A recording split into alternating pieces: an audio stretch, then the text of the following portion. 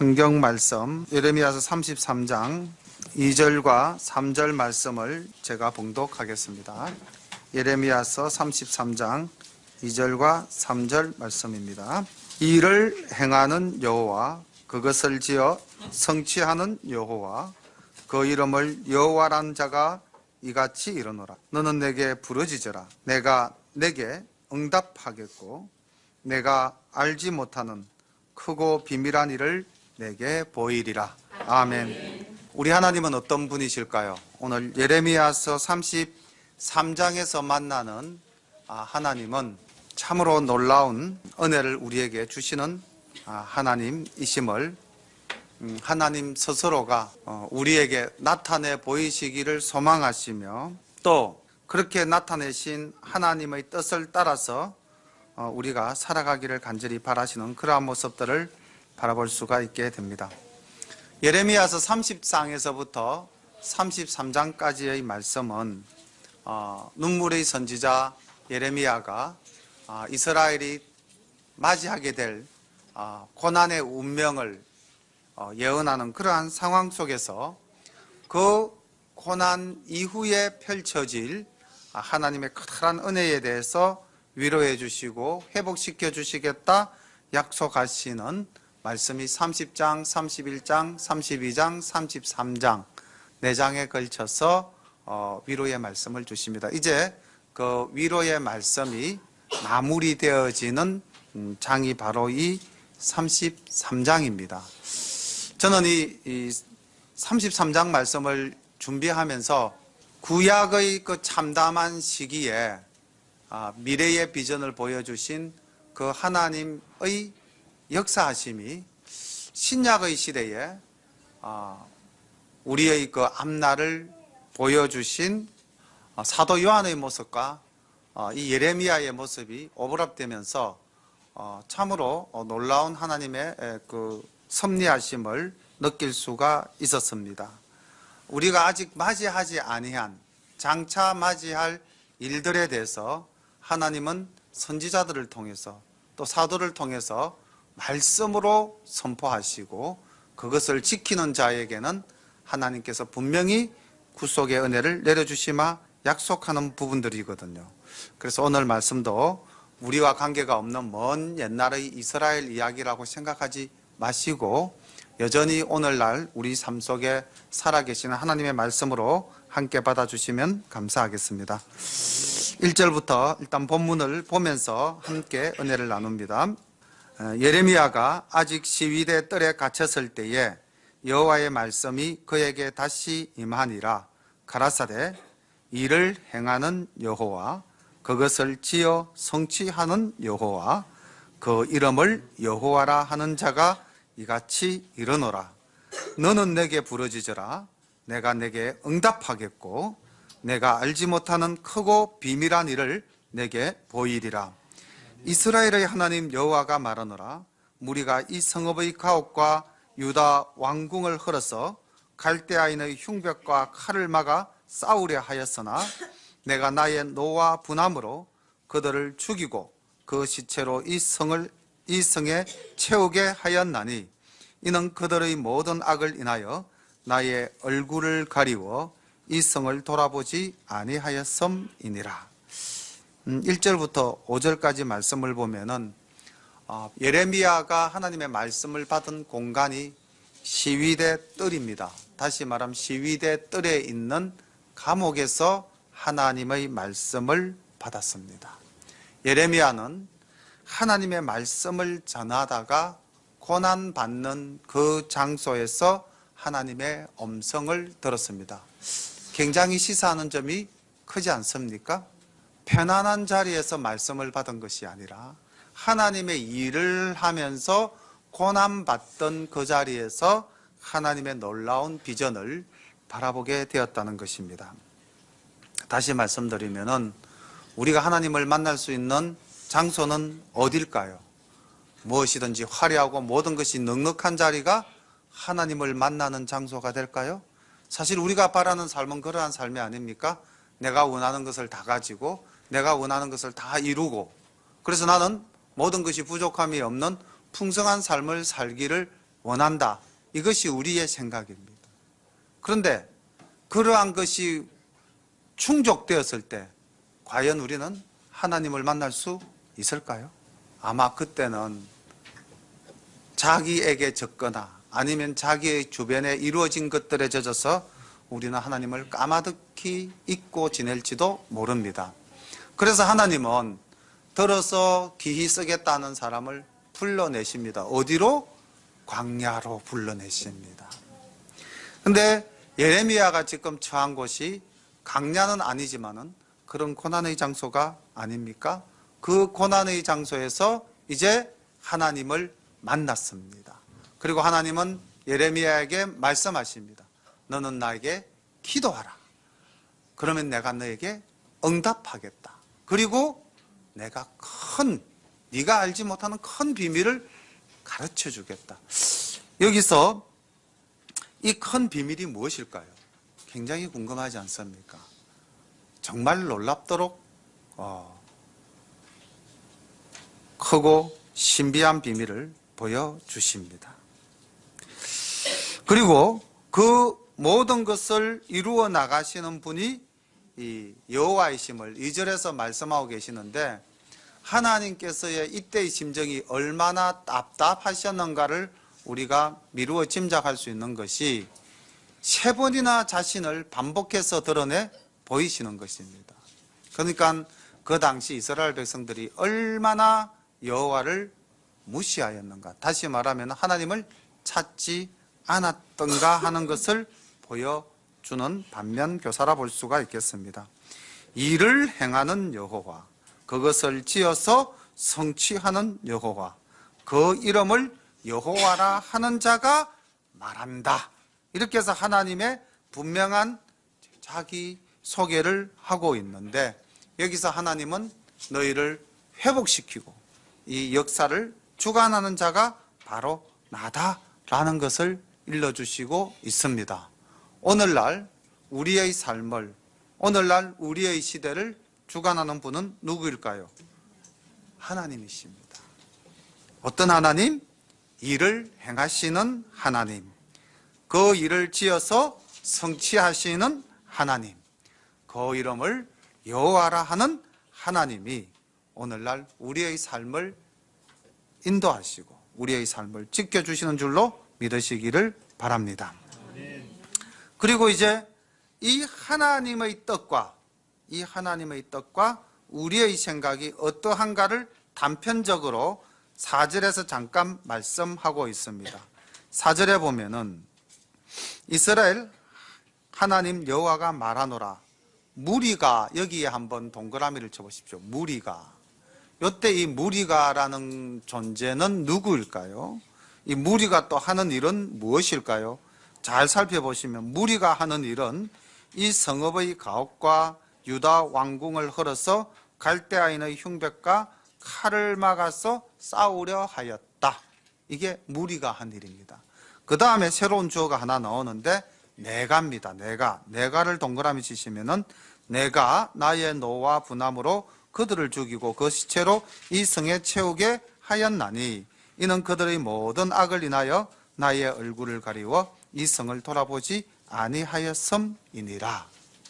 여기서 무리가와 내가 두 대상이 나오고 그들의 그 두 대상이 생각하는 바가 다르다는 것을 우리는 분명히 알 수가 있습니다. 무리는 자기에게 닥친 환난과 고난을 자기의 힘으로 해결하려고 하지만 이것은 하나님의 뜻이 아니었다는 것입니다. 다시 말하면 우리가 이 땅을 살아가면서 우리에게 당면한 우리의 문제를 내 힘으로 해결해 보겠다고 애를 쓰고 힘을 쓰지만은 그 일이 제대로 이루어지지 않는다면은 이것은 내가 해결할 수 없는 하나님의 뜻이 그 가운데 있다는 것입니다. 이 과정을 통하여 하나님께서 우리에게 바라고 원하시는 것이 있다는 것입니다. 그런데 우리는 그것을 거역하는 것이죠. 그것을 거역함으로써 5절 후반부에 보면은 그것을 거절하는 그것이 우리의 악이 되었고 그 우리의 악이 하나님의 얼굴을 가리워서 하나님의 영광을 가리우게 된다는 것입니다. 그러니까 우리가 정말 하나님 안에서 우리 오늘 집사님 기도대로 우리가 정말 성령님의 어루만짐 속에서 성령님과 함께하는 생활을 한다면은 우리에게 당면한 모든 일을 만날 때 그것이 나의 노력과 나의 힘으로 해결할 수 있는가? 그러한 일인가? 아니면 이것은 하나님의 뜻하시는 바인가? 우리는 기도해야 될 줄로 믿습니다. 무조건적 내 힘으로 하겠다. 이것은 하나님의 영광을 가리우게 되는 것이고, 이로 인하여 하나님께서는 내가 나의 노화 분함으로 하나님이 진노하시고 하나님이 분을 내셔서 그들의 수고를 다 허위로 돌아가게 만드셨다는 것입니다. 하나님께서는 우리의 삶이 하나님의 원하시는 방향으로 가지 않을 때 때로 우리를 징계하십니다. 그러나 그 징계는 징계 자체가 목적이 아니라 그 징계를 통하여 우리가 깨닫고 돌이켜서 하나님의 뜻을 분명하게 찾아낼 수 있도록 인도하시는 것이 징계의 목적이신 줄로 믿습니다. 여기 분명히 지금 이스라엘은 이스라엘의 뜻으로 생각하고 행하였지만은 하나님의 뜻이 아니었음을 분명히 말씀하셨습니다. 그런데 이제 6절부터 얼마나 내용이 달라지는지 한번 보십시오. 6절 봅니다. 그러나 보라, 내가 이 성을 치료하며 고쳐 낫게 하고 평강과 성실함에 풍성함을 그들에게 나타낼 것이며, 내가 유다의 포로와 이스라엘의 포로를 돌아오게 하여 그들을 처음과 같이 세울 것이며, 내가 그들을 내게 범한 그 모든 죄악에서 정하게 하며 그들의 내게 범하여 행한 모든 죄악을 사할 것이라. 이 성읍이 세계 열방 앞에서 내게 기쁜 이름이 될 것이며 찬송과 영광이 될 것이요, 그들은 나의 이 백성에게 베푼 모든 복을 들을 것이요, 나의 이 성읍에 베푼 모든 복과 모든 평강을 인하여 두려워하며 떨리니, 나 여호와가 이같이 말하노라.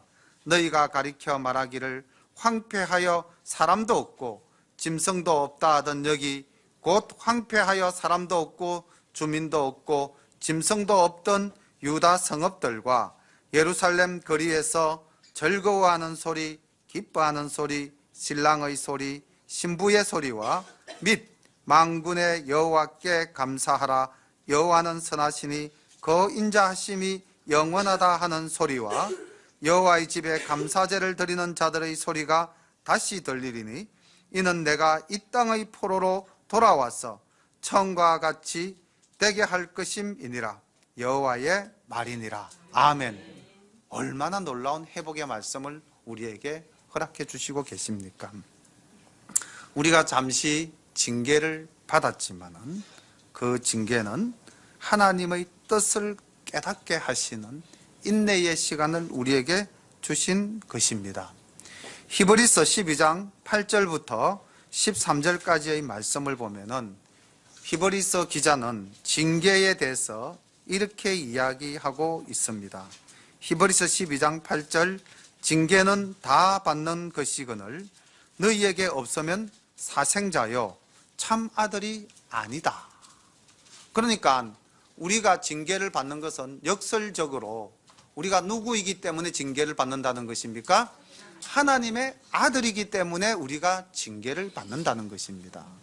우리가 만약에 징계를 받지 않고 모든 일이 내 원하는 대로 순탄하게 만약에 흘러간다고 한다면은, 내가 죄를 지어도 거기에 대한 징계가 없다면은 무엇이라고 말씀했냐면 사생자다. 다시 말하면은 부모가 없는 자식과 동일하다는 것입니다. 10절로 넘어가서 봅니다. 저희는 잠시 자기의 뜻대로 우리를 징계하였거니와 오직 하나님은 우리의 유익을 위하여 그의 거룩하심에 참여케 하시느니라. 그러니까 우리가 잠시 징계를 받는다는 것은 하나님의 거룩하심에 참여하는 일이라는 것입니다. 그러니 우리가 징계를 어떻게 생각해야 될까요? 내 욕심으로 내 뜻대로 피하는 것이 옳은가요? 아니면 징계를 받는 것이 옳은가요? 당연히 우리는 하나님께서 주시는 징계는 받는 것이 옳은 줄로 믿습니다. 11절 보십시오. 무릇 징계가 당시에는 즐거워 보이지 않고 슬퍼 보이나 후에 그로 말미암아 연달한 자에게는 의의 평강한 열매를 맺나니 그러므로 피곤한 손과 연약한 무릎을 일으켜 세우고 너희 발을 위하여 곧은 길을 만들어 저는 다리로 하여금 어그러지지 않고 고침을 받게 하라. 아멘. 피곤한 손과 연약한 무릎을 일으켜 세우는 우리 모두가 되기를 소망합니다. 우리의 삶이 좀 힘들고 내가 이 풍파를 헤쳐나가기가 힘에 겹다 느껴지더라도 하나님은 우리를 결코 버리지 않습니다. 이 연단을 통해서 우리는 하나님의 거룩한 일에 참여하게 되고 우리는 하나님의 평강과 의의 복을 누리게 되는 것입니다. 오늘 이스라엘에게도 하나님께서는 그와 같은 징계를 잠시, 하나님의 시간에서 본다면 참 잠시인데 사람의 시간에서 보면 참 긴 시간입니다. 얼마죠? 70년. 70년이라는 긴 시간 동안 이스라엘은 징계를 받습니다. 그런데 놀라운 것은 그 70년의 시간이 지나기 이전의 이스라엘과 그 70년이 지난 이후의 이스라엘은 놀랍게 변모되어집니다. 그렇게 섬겼던 우상을 70년이 지나게 되면 어떻게 됩니까? 다 내어버리게 되는 거죠. 하나님을 찾게 되는 것입니다. 말씀 속에 거하게 되는 것입니다. 징계가 주는 유익함이 여기에 있었던 것입니다. 오늘 하나님께서는 우리에게 징계를 주시는 이유는 바로 우리로 하여금 회복시키게 하기 위하심을 깨달으셔야 할 것으로 믿습니다. 그리고 여기 8절에 보면은 8절을 우리가 한번 같이 읽어볼까요? 8절 함께 읽어보겠습니다. 시작. 내가 그들을 내게 범한 그 모든 죄악에서 정하게 하며 그들이 내게 범하며 행한 모든 죄악을 사할 것이라.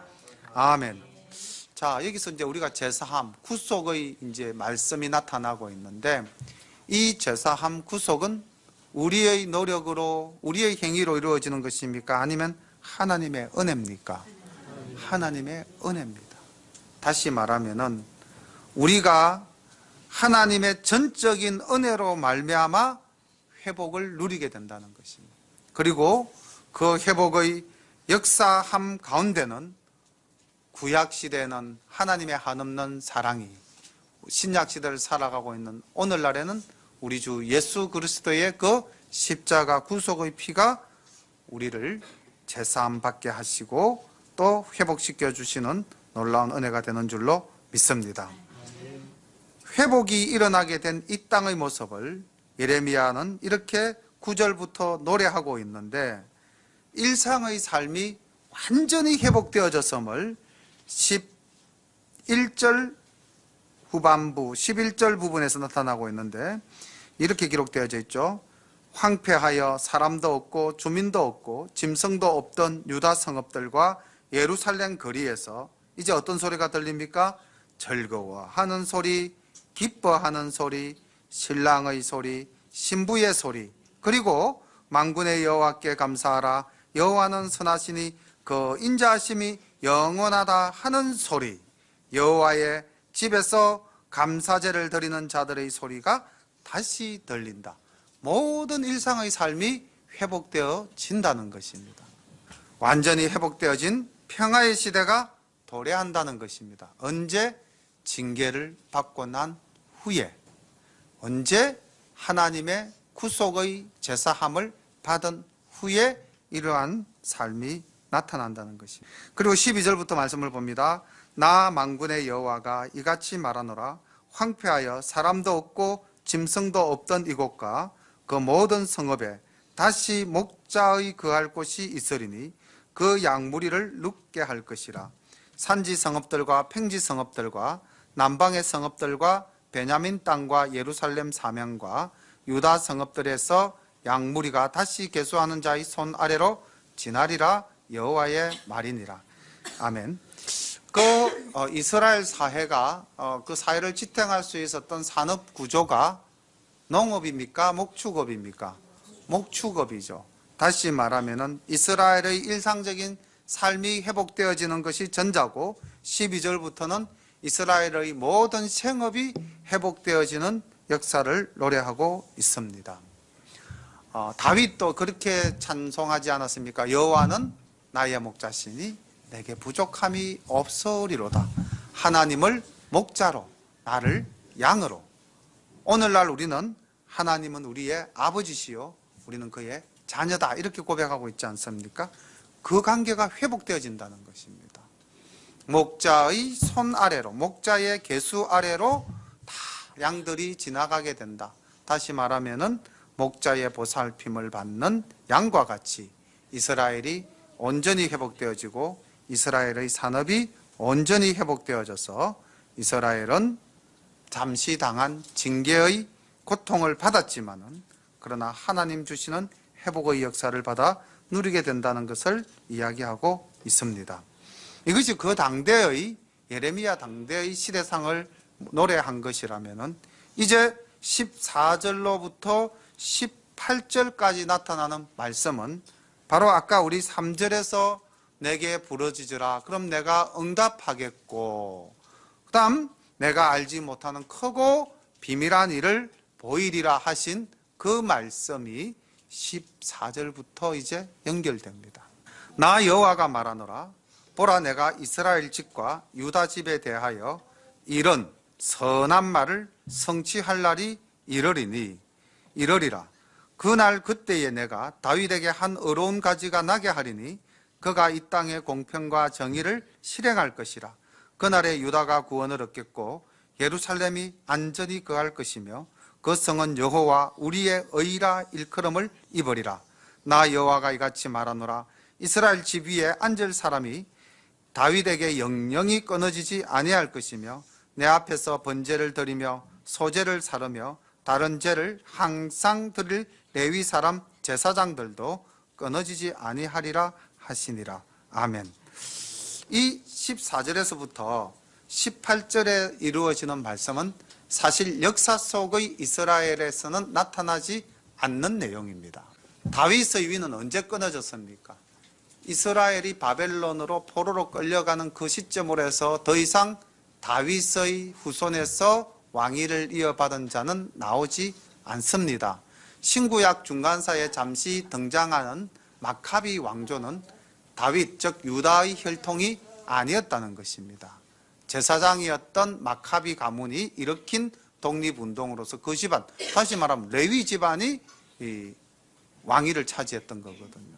그러니까 지금 14절부터 18절까지 말씀을 우리가 역사적 지식을 가지고 성경적 지식을 가지고 이 말씀을 대입해 보면 이 말씀은 이루어지지 않았다. 그럼 이 말씀이 무슨 뜻인가? 여기에서 아까 제가 잠시 서두에서 말씀드렸던 이 시위대 뜰 감옥에서 지금 예레미야가 바라본 크고 비밀한 일, 당대 이스라엘 사회와는 전혀 관계가 없는 더 먼 미래의 일을 이제 하나님이 계시로 보여주셨다면은 우리가 오늘날 우리 시대를 살아가는 우리의 역사적 삶 속에서는 나타나지 않았지만은 2000년 전에 하나님께서 누구를 통해서 사도 요한을 통해서 밤모섬에서 보여주셨던 크고 비밀한 일, 다시 말하면 예수님께서 재림주로 이 땅에 오시고 마지막 날 심판이 임하실 것을 보여주신 그 일과 예레미야가 지금 14절에서부터 18절까지 누가 오심을? 예수 그리스도가 오심을, 메시아가 이 땅에 오심을 예언한 이 일은 어떻게 보면 상황적에서 이루어지는 그 모든 일들이 참 많이 닮았다라는 유사성을 발견하게 되는 것입니다. 다시 말하면 하나님께서는 감옥 속에 있는 예레미야를 통해서 이 땅 모든 인류를 구원하실 예수님께서 오실 것을 예언하고 계시는 것입니다. 보여주고 있는 것입니다. 다시 말하면 다윗의 후손으로 나신 예수님은 어떤 분이십니까? 대제사장이시요. 다시 말하면 여기서 말했던 항상 주님께 번제를 드릴 그 레위 사람의 제사가 끊어지지 않을 것이다 하셨던 말씀을 누가 성취하십니까? 대제사장이신 예수님이 성취하십니다. 그리고 우리의 만왕의 왕 되신 예수 그리스도, 다시 말하면 다윗의 계보를 이어서 만왕의 왕이 되시는 분이 예수님이신데, 그 예수님이 이제 이 땅에 오셔서 공평과 정의를 실행할 것이다, 유다가 구원을 얻을 것이다 말씀하고 있습니다. 14절부터 말씀을 보겠습니다. 나 여호와가 말하노라. 보라, 내가 이스라엘 집과 유다 집에 대하여 이런 선한 말을 성취할 날이 이르리라. 그날에 내가 그때에 다윗에게 한 의로운 가지가 나게 하리라. 다윗에게서 한 의로운 가지가 난다. 바로 이게 누구십니까? 예수 그리스도, 메시아를 상징하는 것입니다. 그러니 이제 예레미야가 70년 후에 이스라엘 회복될 것을 넘어서 뭐까지 이야기하고 있다? 그로부터 약 700년 후에, 500년 후에 오실 예수님까지 이야기를 하고 있는 것입니다. 그리고 그 예수님이 여호와 우리의 의라고 일컬음을 받는 예루살렘 성을 새롭게 만들 것이고, 그 다음 그 예수 그리스도께서 영원한 왕위에서 또한 영원한 제사장으로서 하나님께 드리는 제사를 끊어지지 않게 할 것이다 라고 말씀하고 있는 것입니다. 그런데 이렇게 하나님께서 예레미야를 통해서 말씀하신 이 약속이 절대 변하지 않는다는 것입니다. 내가 한번 너희들에게 한 이 약속은 어떤 일이 있어도, 우리가 좀 세상적 표현을 빌려서 쓴다면 세상이 두 쪽 나더라도 이 일은 변함이 없을 것이다 라고 약속하시는 말씀이 이제 19절부터 끝절까지 나옵니다. 1차적으로 약속하십니다. 19절, 여호와의 말씀이 예레미야에게 임하니라. 가라사대 나 여호와가 이같이 말하노라. 너희가 능히 낮에 대한 나의 약정과 밤에 대한 나의 약정을 파하여 주야로 그 때를 읽게 할 수 있을진데, 내 종 다윗에게 세운 나의 언약도 파하여 그로 그 위에 앉아 다스릴 아들이 없게 할 수 있겠으며, 내가 나를 섬기는 레위인 제사장에게 세운 언약도 파할 수 있으리라. 하늘의 만상은 셀 수 없으며 바다의 모래는 청량할 수 없나니 내가 그와 같이 내 종 다윗의 자손과 나를 섬기는 레위인을 번성케 하리라 하시니라. 아멘. 하나님께서는 if라는 가정법을 쓰셔서 만약에 이렇게 말씀합니다. 만약에 너희들이 낮이라고 생각하지 않는 시간이 온다면, 너희들이 밤을 밤이라 생각하지 않는 그때가 온다면, 그런데 우리가 살아가는 동안 낮과 밤이 바뀔 수 있고 낮과 밤을 다르게 지칭할 수 있는 그러한 상황이 도래할까요? 도래하지 않을까요? 도래하지 않는다는 것입니다. 불변할 일에 대해서 그것이 불변하게 된다면은, 이 표현은 이미 예레미야서 31장에서 한번 하나님이 말씀하셨던 내용입니다. 예레미야서 31장 35절부터 보니까 이렇게 기록되어 있습니다. 나 여호와는 해를 낮의 빛으로 주었고 달과 별들의 밤의 빛으로 규정하였고 바다를 격동시켜 그 파도로 소리치게 하나니 내 이름은 만군의 여호와라. 내가 말하노라. 이 규정이 내 앞에서 패한다면은 이스라엘 자손도 내 앞에서 패함을 받을 것이다. 그러니까 이 일은 이루어질 수 없는 것입니다. 마찬가지로 지금 19절에서부터 말씀하신 이 일, 낮에 대해서 하나님께서 약정하신 것, 규정하신 것, 밤에 대해서 하나님께서 규정하신 것을 파하여 주야를 너희들 임의로 바꿀 수가 있다면 그때는 내가 이 약속을 행치 않을 것이다. 그러니까 이 말씀은 무슨 말씀입니까? 나는 이 약속을 반드시 행하고야 말겠다. 내가 너희들과 맺은 언약은 반드시 지키고야 말겠다 하시는 말씀이거든요. 그 언약이 무엇입니까? 예수 그리스도를 이 땅에 보내신다는 언약이십니다. 그분으로 하여금 다윗의 왕이 제사장의 반차 쫓아서 우리의 영원한 왕 되시고 우리의 영원한 제사장 되시게 하시겠다는 말씀입니다. 그 말씀이 22절 마지막에 내 종 다윗의 자손과 나를 섬기는 레위인을 번성케 하리라. 이거는 이 땅 역사 속에서 말씀하는 다윗의 후손과 레위인을 말씀하시는 것이 아니라 예수 그리스도를 통하여 이스라엘을 회복시키시고 전 인류를 회복시키시겠다는 하나님의 약속이십니다. 23절부터 말씀을 봅니다. 여호와의 말씀이 예레미야에게 임하니라. 가라사대 이 백성이 말하기를, 이 백성의 밑줄을 한 거 넣으시길 바랍니다. 이 백성이 말하기를 여호와께서 그 택하신 두 족속을 버리셨다 한 것을 너가 생각하지 아니하느냐. 그들이 내 백성을 멸시하여 자기들 앞에서 나라로 인정치 아니하도다. 나 여호와가 이같이 말하노라.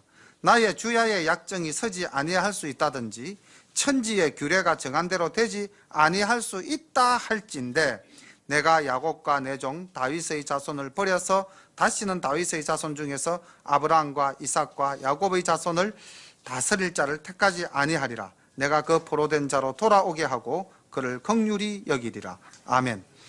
여기서 말하는 이 백성 그들 누굽니까? 역사적으로 본다면은 바벨론입니다. 바벨론이 뭐라고 이야기를 했냐면 이스라엘을 점령하고 너희의 신이 어디 있느냐? 너희의 신이 너희들을 버렸다. 이렇게 이야기한 것이죠. 그리고 너희들이 무슨 이 조그마한 땅덩어리를 가지고 나라라고 할 수 있느냐? 비아냥거렸다는 것입니다. 그런데 내 백성을 멸시하고 자기들 앞에서 나라로 인정하지 아니하였다. 누가? 바벨론이. 그러나 나는 어떻게 한다? 조금 전에 말씀하셨던 그 약정들, 하나님이 낮을 주관하시고 밤을 주관하시고 천지를 주관하시는 이 하나님의 모든 약정들이 파기가 된다면은 그때는 그들의 말이 맞을 것이다. 그러나 그 약정이 파기가 되지 아니할진대 나는 영원히 이 이스라엘의 주인되고 이 이스라엘의 아비가 되겠다는 것입니다. 다시 말하면은 이 말씀은 이렇게 한번 생각해 봅시다. 오늘날 세상 사람들이 우리를 멸시하고 예수쟁이라고 천하게 여기고 우리를 구박한다고 합시다. 지금 이스라엘이 받는 상황과 동일한 것 아니겠습니까? 그리고 이 세상 사람들이 요즘도 여전히 이렇게 말하죠. 하나님이 어디 있느냐? 내게 한번 보여봐. 너희들이 하나님을 보여준다면 내가 하나님을 믿을게. 이렇게 이야기하는 사람이 오늘날에도 여전히 이 땅에 있다는 것입니다. 세상 사람들은 우리를 멸시하고 우리를 인정하지 않지만은 그렇지만은 하나님은 어떻게 하시겠다? 이 세상 끝날까지 우리를 지키시고 보호하시겠다. 이스라엘을 버리지 아니한 것 같이 내가 너희도 버리지 아니하겠다 말씀하고 있는 줄 믿으시기를 바랍니다. 자, 오늘 말씀은 회복시키시는 하나님이십니다. 이스라엘을 회복시키는 것뿐만이 아니라 나아가서 예수 그리스도를 통하여 온 인류를 회복시키겠다는 하나님의 큰 약속이 오늘 시위대 뜰 감옥에 있는 예레미야를 통해서 우리에게 말씀하고 있습니다. 우리가 오늘날 이 땅을 살아가면서 많은 징계를 받을 때가 있습니다. 그런데 그 징계는 반드시 기억해야 됩니다. 하나님이 그냥 내리는 징계가 아니라 그 징계의 발단은 나에게 있었다는 것입니다. 우리가 우리의 죄를 인정하고 고백할 때에 하나님이 주시는 그 회초리는 고통의 회초리가 아니라 깨달음의 회초리가 될 줄로 믿습니다. 그리하여 우리가 더욱더 하나님 앞에 나아가게 될 줄로 믿습니다. 하나님은 약속하셨습니다. 이 세상이 만약에 나의 지어진 법도대로 움직이지 않는다면은 그때는 너희들 마음대로 악한 자들 마음대로 살겠지만은 그런 일은 결단코 없을 것이다. 따라서 너희를 향한 나의 사랑도 끝날까지 변함이 없다. 오늘 우리에게 말씀 주시고 위로하시고 우리를 회복시켜 주시는 줄로 믿으시기를 바랍니다. 기도드리겠습니다. 사랑의 아버지 하나님, 역사 속의 이스라엘은 하나님을 섬기지 아니하고 우상을 섬기며 역사 속의 이스라엘은 하나님의 의로운 선지자들을 죽이는, 그리하여 그들의 말을 멸시하는 죄를 범하였습니다. 영원히 죽을 수밖에 없는 그들이었지만은 하나님께서는 끊임없이 선지자들을 통하여 회개하고 돌아오기를 기다리시며 회복시켜 주시겠다 말씀하셨습니다. 하나님, 오늘을 살아가는 우리의 모습이 어찌 그리 이스라엘과 비슷한지요. 여전히 우리는 이 땅에서 하나님과의 인격적 만남을 통하여 온전히 하나님의 자녀되는 삶을 누리지 못하고 그저 습관적으로, 형식적으로 또는 조상으로부터 물려받은 신앙의 유전을 가지고 의례적으로 그렇게 하나님을 만나며 신앙생활하고 있는 것은 아닌가 돌아보게 됩니다. 이 모든 우리의 그릇된 신앙생활을 통하여 우리가 하나님으로부터 받는 징계가 있다면 하나님 아버지, 이 징계를 통하여 우리가 깨닫는 자가 되게 하여 주시옵시고, 이 징계를 통하여 하나님의 끝없는 사랑을 누리는 우리 모두가 될 수 있도록 인도하여 주옵소서. 오늘 이스라엘을 회복시키기 위하여, 전 인류를 회복시키기 위하여 예레미야를 통하여 이스라엘의 회복과 메시아에 대한 언약을 주신 하나님 아버지, 그 은혜를 감사드리오며, 또 사도 요한을 통하여 아버지 하나님 계시록 말씀을 통하여 세상 끝날에 대한 말씀을 주시고 우리로 하여금 온전히 신앙생활을 할 수 있도록 인도하여 주신 그 하나님께 감사와 찬양을 올려드리며, 우리의 삶이 늘 깨어있는 삶, 하나님과 온전한 만남을 이루는 삶으로 살아갈 수 있도록 인도하여 주실 줄로 믿사옵나이다. 이 모든 기도가 하나님 은혜 안에서 선하게 이루어질 줄 믿사옵고, 감사와 찬송과 영광을 하나님께 올려드리며 예수님 이름 받들어 기도드리옵나이다. 아멘.